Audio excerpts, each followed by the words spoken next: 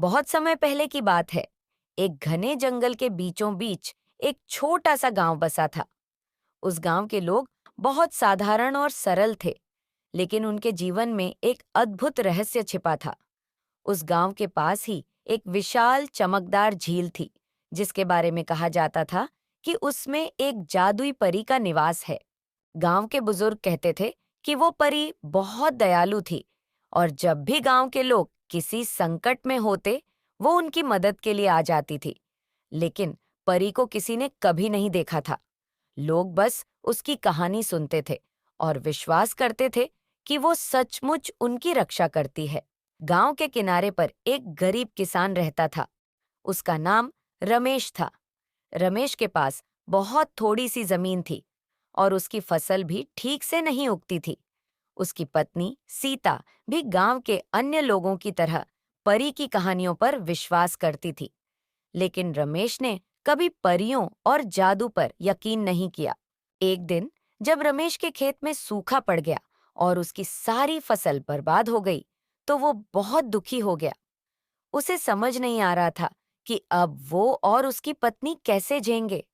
सीता ने उसे झील के पास जाने को कहा और परियों की रानी से मदद मांगने की सलाह दी। रमेश को यह बात बिल्कुल मूर्खतापूर्ण लगी, लेकिन जब कोई और रास्ता न दिखा, तो वो अनमने मन से झील के किनारे जा पहुंचा। उसने झील के किनारे बैठकर अपनी सारी परेशानियों को बयान किया और कहा, अगर सच में कोई परी है तो मेरी मदद करो। कुछ ही पल बीते थे कि झील का पानी हल्का सा चमकने लगा। रमेश ने सोचा शायद उसकी आंखों का धोखा है, लेकिन तभी पानी में से एक चमकदार रोशनी निकली और एक सुंदर परी उसके सामने आकर खड़ी हो गई। रमेश ने अपनी आंखों पर विश्वास नहीं किया, लेकिन वो परी वास्तव में थी। परी ने मुस्कुराते हुए कहा, रमेश, मैं तुम्हारी परेशानी जानती हूँ। तुम्हारा विश्वास कमजोर हो सकता है, लेकिन मेरा जादू सच्चा है। मैं तुम्हारी मदद करूंगी।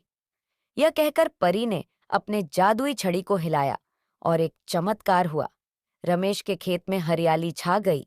सूखी हुई जमीन से नई फसलें उगाईं। रमेश की खुशी का ठिकाना नहीं था। उसने परी का धन्यवाद किया और अपने गांव लौट आया।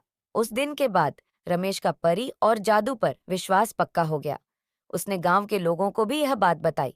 सभी ने परी की दयालुता की सराहना की और झील को और भी आदर से देखने लगे। इस घटना के बाद रमेश और सीता सुखी जीवन बिताने लगे। वे परी की कृपा से खुशहाल हो गए और हमेशा उसके प्रति आभार व्यक्त करते रहे। उस गांव में हर कोई जान गया कि जादू और परी सिर्फ कहानियां नहीं, बल्कि सच्चाई भी हो सकती है, अगर आपका दिल सच्चा हो और आपकी आस्था मजबूत। इस तरह परी की जादुई कहानी गांव में पीढ़ी दर पीढ़ी सुनाई जाने लगी और उस जादुई झील का रहस्य अनसुलझा ही रहा।